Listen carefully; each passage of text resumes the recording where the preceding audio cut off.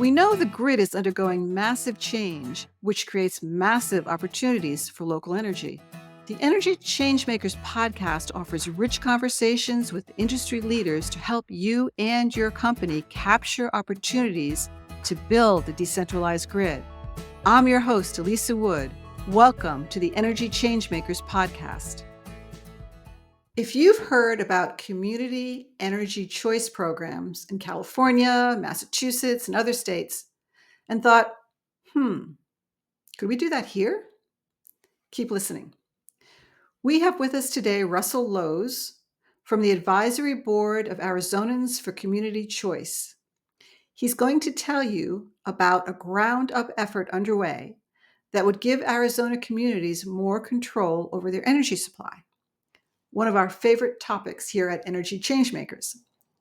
Russell, who's an energy analyst, has an interesting story to tell. He's the primary author of a book that became the impetus to stop 2 nuclear reactors in Arizona. Since then, he's been working to promote energy efficiency, solar, wind, storage, and energy management as the replacement for nuclear and fossil fuels. He sees community energy choice as the way to make that happen. And here he explains why and how. Enjoy the conversation. Hey, Russell, thank you so much today for being here for the Energy Changemakers podcast. I am so excited to hear about your CCE campaign that you are working on. Yeah, I'm looking forward to it. Fantastic. So let's start off with talking a little bit about what got you here. How and why, and what brought you to decide to pursue a CCE? I should tell our viewers, I'm sorry, I'm using jargon. I always tell people not to use jargon. A CCE is a community choice energy program, or some people call them community choice aggregations. And we will get into in a few minutes what that is exactly. But first of all, Russell, please tell me a little bit about who you are and how you got here. Well, originally I started doing activist work in high school. There were 2 high schools in Scottsdale, Arizona that put together the first pro-wilderness group in the entire state, inside the state. And it was called the Arizona Wilderness Study Committee back in the 70s when I was a teenager. And we had about 40 kids, as I said, and they worked together to do what was called the Rare 2 project at that point under the Wilderness Act that was passed in 1964. It took quite a while to inventory all that. So I got into that, and then I realized that over time that if we didn't get a handle on our energy, the mining for energy, oil, gas, coal, uranium, etc., that it would just be a permanent threat to our wilderness areas, an ongoing threat. And so I started working on energy, and I started getting into fighting the nuclear power plant west of Phoenix, 36 miles. And I wanted to get into power plant economics because that was the best handle in which to stop some of that plant. They were planning 5 reactors out there, and we wrote a book on the plant after a few years. It was a pretty big project. 17 people involved, 4 authors as the lead project manager and author. And our book was on the impact of what was intended to be the largest plant in the nation, the Palo Verde nuclear plant. And we wrote the book in 79, and it was, somebody came up to me and asked me, could you send this to all the California Assemblymen, they called them at the time, which is the California legislature, essentially. And I said, why? And they said, well, they might have a lot of influence over there on what happens with this plant. So we did that. And that step alone, I spent an entire day stuffing cover letters and books, sending them out to all the California Assemblymen. They passed that on to the municipalities in California. And when that happened, the municipalities got up in arms. They could tell that this is going to be a very expensive plant, extremely expensive compared to the other alternatives. And so within about a year, they put it on the ballot in 3 cities. Reading was the first one to hold their vote. and Reading voted against it based on our book.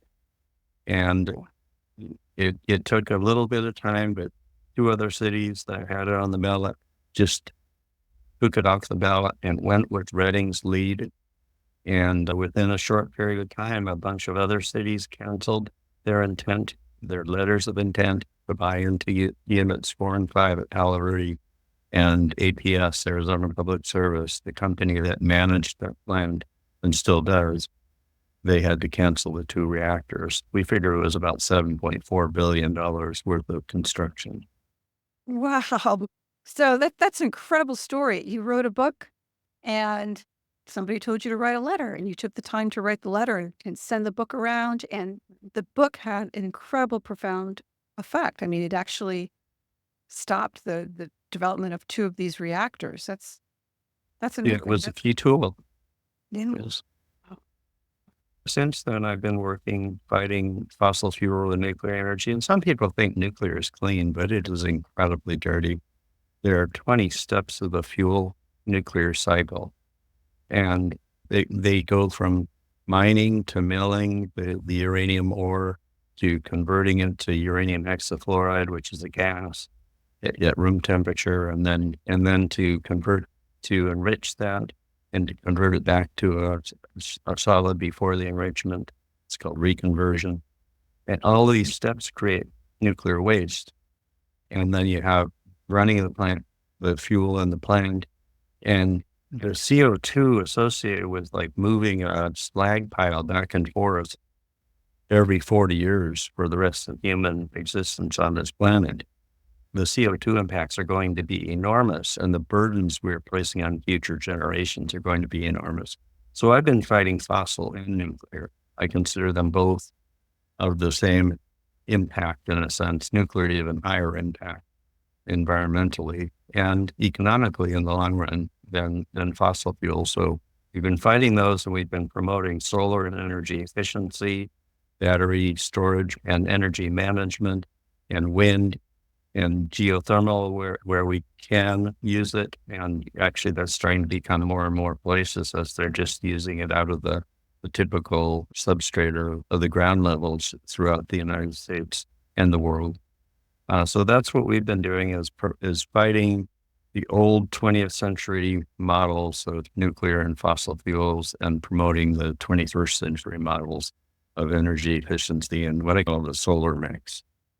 So this is what brought you to community choice energy. And what is community choice energy, and why are you there now?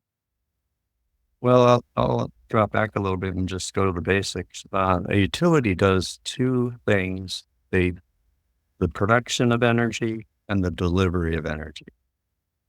In a real simple sense, that's what a electric utility does. They do energy production and they do energy delivery. So community choice energy, or community choice aggregation, as you said earlier, it's the same thing, is where a city or county or combination of cities and counties take over the production of energy and the utility continues the delivery. The CCE continues with the majority of their services, including delivering the energy, doing the billing, fixing the poles and wires, maintaining the substations and transformers and line conditioners, all those things that they've been doing. They keep on doing that. They actually do the billing, and the CCE will show up as a line on the bill. And bills go down typically 10 to 20% for CCEs. And they should be able to go down more in the sunny areas of the U.S. Southwest and especially Arizona, because solar is cheaper here. And with a high amount of solar gain, we should be able to switch over to 100% renewable energy within 9 years. That's what my model is. That's the beauty of a community choice energy program, is that the community gets to choose what kind of energy they want to use, right? Essentially, yes. You're looking at Yes. renewables. Yeah. Yeah, the cities are switching over to, because renewables are now cheaper than natural gas or coal or nuclear, especially nuclear. I mean, way cheaper. But in addition to that, the CO2 impact is even greater. My model is showing that within 9 years, we could go 100% renewable, and it would be a 98% in reduction in CO2 on a life cycle basis for the new energy conversion or transition to solar. And it would reduce water consumption in the massive amount of water that these utility power plants use to cool the generators, the turbines through evaporative cooling, essentially. They call them cooling towers, but it's basically just a 1800 technology method of cooling the reactor or the power plant, the coal plant or the gas plant. And it uses a huge amount of water. Palo Verde nuclear plant at 3 reactors takes up 80% the water use of Tucson water, which covers about 1 million people. So you're talking a huge amount of water from one power plant. And so we're seeing more and more of these community choice programs throughout the country. Where are they now?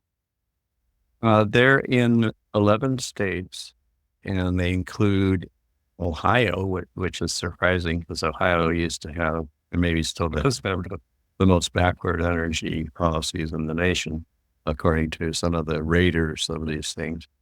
And includes Massachusetts was the first one, and then the other states like New Hampshire was the last one. California, Illinois has a huge number of CCEs or CCAs, as they might call them there. And we're going with a model that's similar to what California has, and where we would be able to buy, so we could keep the price as low as possible. We will be able to buy solar with storage or wind with storage in power purchase agreements, is what they call them, or PPAs. So with power purchase agreements, and then we can also build our own solar if we want to, like say if Tucson or Phoenix or Flagstaff were to get a CCE, then they would do that. And the CCE is like a department under the city. It's similar to, say, a city that has a water department or a waste management department. They would have an energy department, an energy production department that's called, or CCE, or Community Choice Energy System. Interesting. And how, across the nation, how many people are actually getting their power through CCEs now? It's approximately 1 in 10 people in the United States are under a CCE. So it's a huge percentage of, I mean, considering that most people don't even know what it is. Right. It's producing a huge amount, serving a huge number of people. And the transition to renewables is much, much quicker than it is with the utility. Wow. And so what are you doing now? How are you promoting this? I know you want to bring it to Arizona. What's the approach? We are meeting with cities. We're meeting with Arizona legislators, council members, their sustainability staffs, the county boards of supervisors, and their sustainability staff. And we're meeting with utility regulators and with trade associations and companies and nonprofits and the general public. And we're meeting with nonprofits too. Once we get the demand for CC authorization to build, then the government authorization should follow. And so as you're meeting with these groups, are you finding there any obstacles, any kind of, anybody that doesn't like this? Well, one thing is cities always have a lot on their plate, and counties also have a lot on their plate. Their stacks are enormous. The needs of the people are always on them. And it's so complex.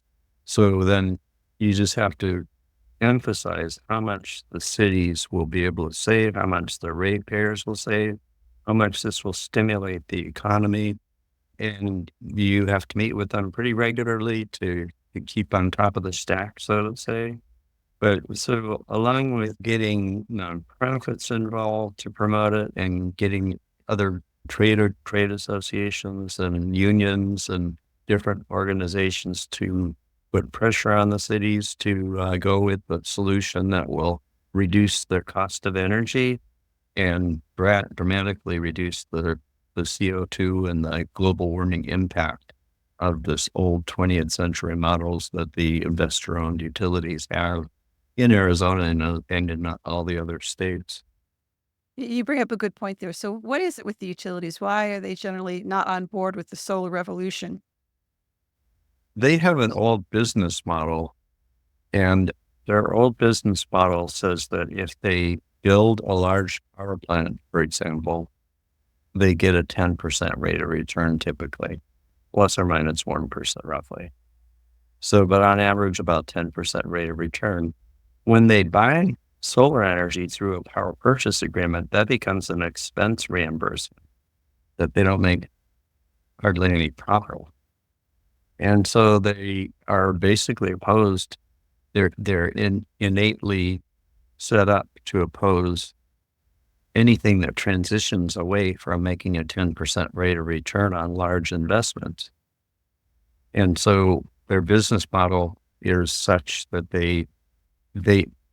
there's also another factor. They can't write off a whole bunch of power plant capacity as solar takes that over. They can't afford to do that because it would cause them a loss on their books. And if you know about that word depreciation, which most people will glaze over when they hear that, depreciation essentially means that, say, if you build a power plant today, and that plant is designed to last 30 years, you'll divide your expenses into 30 years worth of expenses. So you put it on the books as an asset, and then every year you convert some of that to expense. It's to put it in a kind of a short, abbreviated way. And so utilities, when they have to retire something early, say just close a coal plant or a gas plant early, that causes a problem because then they have to write off the rest of those 30 years, however many years you're into it. And that can be an enormous amount of loss. And once you have that loss entered onto your books, it will deteriorate your standing with Standard & Poor or Moody's rating agencies. And it's an admission, essentially, that they shouldn't have built these plants, or that it can be perceived that way by the analysts that then give advice as to what the value of the stock should be or whether to invest in those companies or not. So they're inherently in a position of essentially fighting this conversion. And the ways that you get around that is you set up authorization for CCE, then the cities invest or create the CCEs under them, or the counties that do that, or the combination that's called a joint powers authority or joint powers agency in some states. You then take those investments. You basically say to the utility, we're going to pay you a certain amount per kilowatt hour so that you're made whole, so that you don't have these massive losses. And then they can afford to write those plants off at investment. But it's a transition. And the utilities generally fight it first, and sometimes they actually make more money from the CCE than they would have hanging on to the old power plants, especially as they depreciate more and more, and they aren't making the 10% rate of return anymore. So, if that's the case, the CCE can be a win-win for both the community, the ratepayers, and the utility. And the utilities, yes. And in fact, when Ohio went to they call it their community choice aggregation, the utilities asked for 2 cents per kilowatt hour, and they were just immediately granted the 2 cents a kilowatt hour that they asked for from the CCE. So their first ask was 2 cents a kilowatt hour. And in the model that I'm using 2 cents a kilowatt hour. They probably should have gotten less than that because that was just their first ask. And generally, utilities always, I don't even know of an exception, they always ask for more than they really need because it's in favor of giving their investors a higher rate of return. So they're expected to ask for more than what they really need. So the CCE model is such that it can actually more than make the utility whole, I think is what you're saying. Is that correct? Yes. Yeah. Yeah. With the 2 cents per kilowatt hour CCE fee, we're still like, my current model for 2 cent electric power is 16% cheaper than the existing price of energy, or what the price would be without the CCE, just TEP doing what it's always been doing. It's pretty significant. And we're helping them convert very quickly, so they become much better corporate citizens, so to say, or if you want to call them that. They will be doing much better with their ESG missions, the environmental social governance mission of the corporation. Are there other benefits, or are there other things that a community choice program can offer that perhaps a utility couldn't? Yes, there are a whole slew of things. CCE, for example, can do an emergency cooling center, set up a whole bunch of them, and a utility really can't, because if they do too much for the community, they can be sued by an investor who's losing money because they're doing too much for the community. It's the free enterprise system we have, or the capitalistic system that we have, essentially causes public corporations to not invest too much beyond like what a typical advertising budget is Mm. into the community. Because if a community, if a utility, for example, does that, they are really losing money for an investor. And so an investor can sue, saying, you're causing me to lose money by giving too much money to the community. So Mhm. essentially, a utility has to go with whatever is good for their investor and not what's necessarily good for the community. Yeah, it makes me think too of I remember covering attempts, I think it was in Maryland, to build resilience centers. A utility wanted to do that. It was an Exelon utility, and the regulators, the state regulators, wouldn't let them do it. And their argument there was that if they put that in the rate base, all of the ratepayers were going to be subsidizing something that only a few would take advantage of. So I guess that's another reason that utilities are hampered from doing things like cooling centers. Mhm.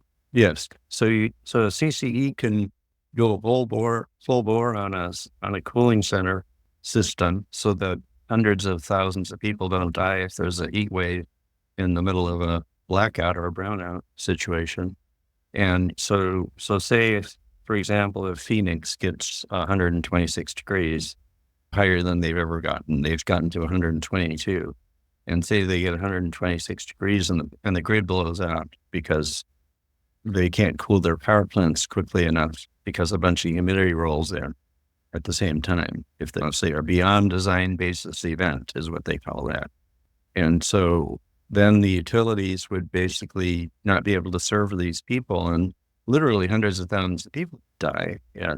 If you have a heat wave that goes for 5 days with, the highs all over 120 and the lows all over 100.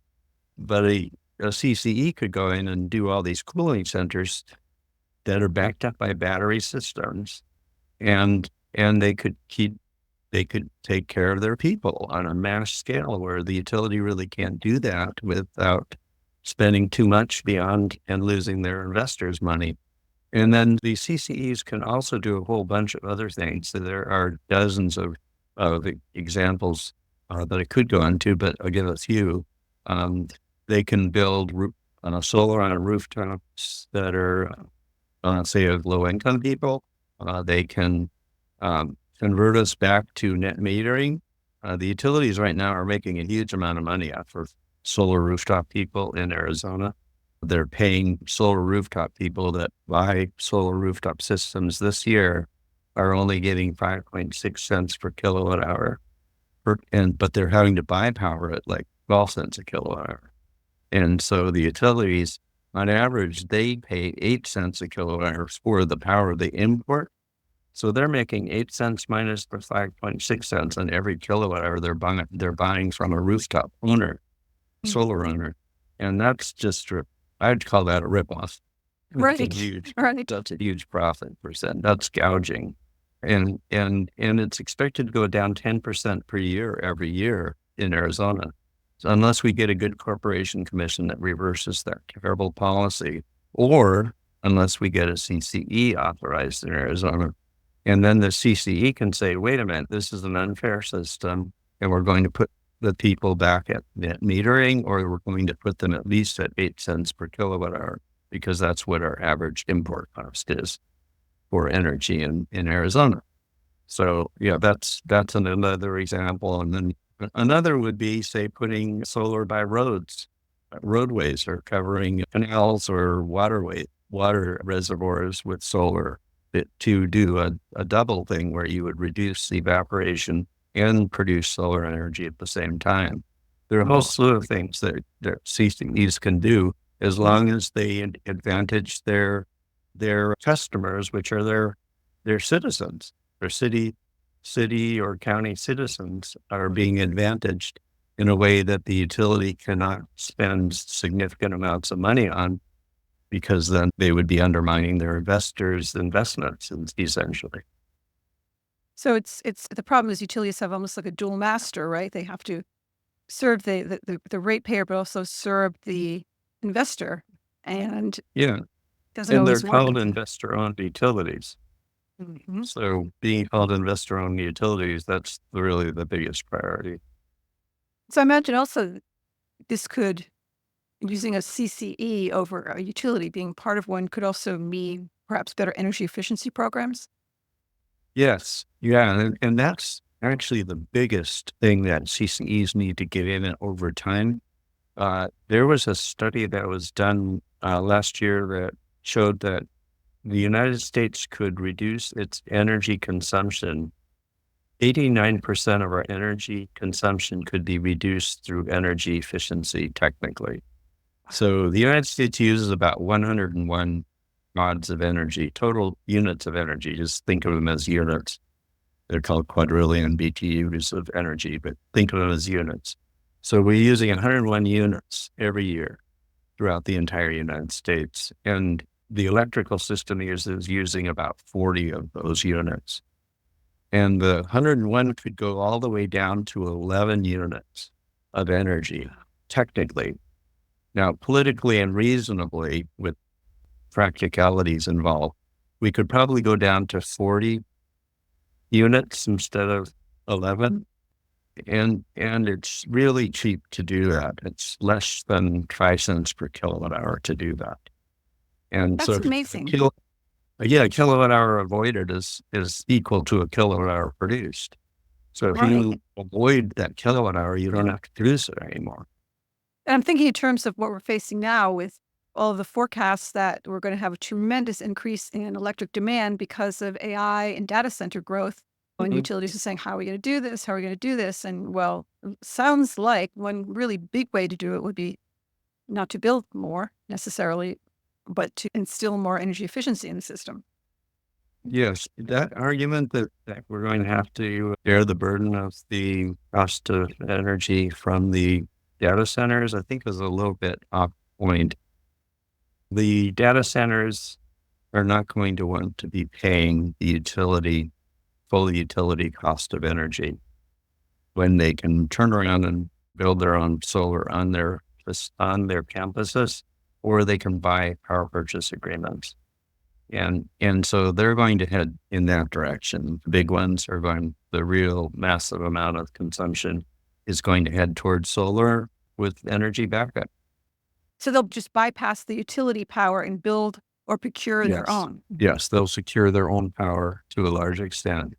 And, the IRA, which was the Inflation Reduction Act, and the BIL, which is the bipartisan, I forgot the acronym of the BIL. There's L stands for law. I forgot what the I stands for, but the Yeah, me too. BIL I'm trying to think of it. and the IRA both essentially combined put hundreds of billions of dollars into energy efficiency. So you're going to have this massive pressure to actually reduce the United States consumption and production. At the same time that you have these upward data center pressures. But I'm guessing that the IRA and the BIL, bipartisan infrastructure law. So those two laws essentially over the next 10 years are putting hundreds of billions of dollars into energy efficiency. And that will probably be more than what the upward pressure from the data centers are, especially when you consider the data centers are going to rather pay 4 cents a kilowatt hour if they buy power purchase agreements rather than 15 cents a kilowatt hour if they buy energy on the U.S. grid. Mhm. Fascinating. Well, I feel like I've learned so much about community choice in talking to you. Is there anything else that you'd like to let our audience know? Well, the main thing is there are a lot of different ways in which to reduce CO2, all the negative side effects of energy production. There are a lot of different ways of doing that, but they include like carbon tax, they include regulatory, a whole bunch of different regulatory approaches, and they include community choice energy or community choice aggregation. And if you look at all the impacts of how quickly you can go over to a 98% reduction in CO2 like CCE does, CCE wins. It knocks it out of the ballpark. CCE can switch over very, very quickly compared to all these other techniques, especially when you consider the political considerations. And CCEs are expanding very quickly. We're in 11 states now. I think someone just told me a 12th state joined on, but I'm not sure about that yet. But we're at least 11 states, and we could get it passed nationally to authorize CCE nationally. And if that happens, then it could just be an incredibly hastened pace toward reduction of fossil and nuclear power. And that would be one of the best things that could happen in regards to climate chaos. Is that aspirational, or is there actually some kind of legislation that's out there that would create a national CCE authorization? It's not in a bill yet, but it's a possibility for down the road. And one of the methods would be to take the Federal Energy Regulatory Commission Rule 2222 Mhm. and codify that rule, which is very pro decentralized energy, which is mostly solar and wind and storage and energy management, to codify that rule and to ramp it up to make it complete so that it includes reducing energy production that's dirty and to convert to renewables. And one of the ways to do that would be through CCE and to put that into the bill. So basically strengthen Rule 2222 under Federal Energy Regulatory Commission and then to strengthen that with a lot of extra language in a bill that codifies the whole thing. That's fascinating. And in terms of Arizona, one last question. How far along are you? Is this months away, years away, or is it too soon to put a time frame on it? Well, when I started working on this 3 years ago, I figured it would be at least 5 years, probably more toward 10. And I think I'm probably right. It's a big job. But it takes a while, it takes a lot of education, but it takes some champions. We need some champions. Like, for example, there was a Republican mayor of San Diego that now says when he was opposed to CCA, they call it there, community choice aggregation, the same thing as CCE, as we've said. So he now says that his switch to promoting CCE or CCA was the best thing he's ever done in his political career. Wow. And so we have this mayor who was opposed to it, who was convinced by a woman named Cody Hooven, who's just a great CCE proponent. And he was convinced, and when he went for it, they converted it. It's now one of the biggest CCEs in the entire United States, and it's very successful. And it's operating in the city of San Diego as a department of the city.